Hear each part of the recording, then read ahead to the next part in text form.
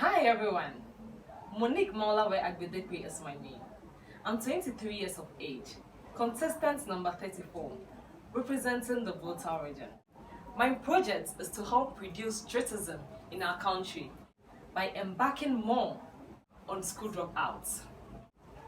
Today's project, we are going to talk about a woman behind a global movement, her impact, her achievements, and why I believe in the change she made globally.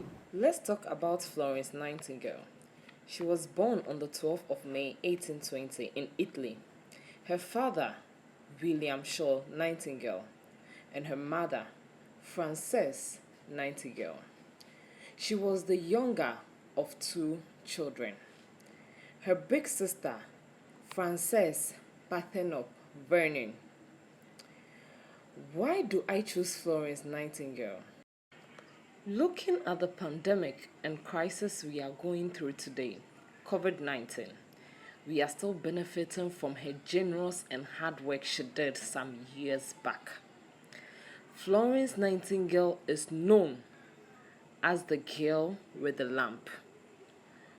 During the Crimean War, she spent her ninth rounds giving personal care to the wounded.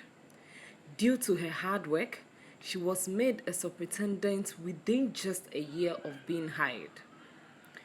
She made it her mission to improve hygiene practices. She was also known as the no-nonsense girl when it comes to patients. Florence Nightingale determined to pursue her true calling despite her parents' objections. She preferred to avoid being the center of attention whenever possible. In the past, before Florence Nightingale came into the scene, patients were not well taken good care of. The hospital which military patients were kept was very outpouring. No kitchen to cook for patients, nor laundry to get their clothes neat. Sick patients throughout Europe would go to churches or monastery for health care. Nurses were often nuns who attended to different towns whenever their services were required.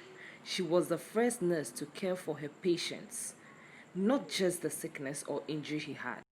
She took it upon herself and made sure all this were put to place. She, knowing most of the military death rates was at a cost of lack of supplies, poor nutrition, and overworked soldiers, she decided to make a change, and she did. Florence Nightingale established St. Thomas Hospital and the Nightingale Training School for nurses in 1860. Her efforts to reform healthcare greatly influenced the quality of care in the 19th and 20th centuries. She became a figure of public administration. Poems, songs, and plays were written and dedicated to honor her. Young women aspire to be like her and eager to follow her example. Even women from the wealthy upper classes started enrolling at the training school. Florence Nightingale offered the first official training program for nurses so that they could work in hospitals, help the poor, and teach others. The training emphasized the importance of patient home care and taught students how to care for the sick at home and the practice of midwifery. Many of the students at the school continued on to be matrons at major hospitals in England, as well as went to establish their own training programs throughout the world. Thanks to Nightingale, women are respected and celebrated. Married women are free to work. Nursing was no longer frowned upon by the upper class. She changed the hospital and saved life with her hard work and determination. She established standards for clean and safe hospitals. At the age of 38, Nightingale had contracted Crimean fever and would never fully recover. She was homebound and bedridden and would be so for the rest of her life. She never gave up. Sophie Nightingale continued her work from her bed. On the 19th of August 1910, 2 p.m. exactly, she died unexpectedly. May her soul rest in perfect peace. To conclude, I encourage you and I to believe in ourselves, work hard on our dreams, and never give up.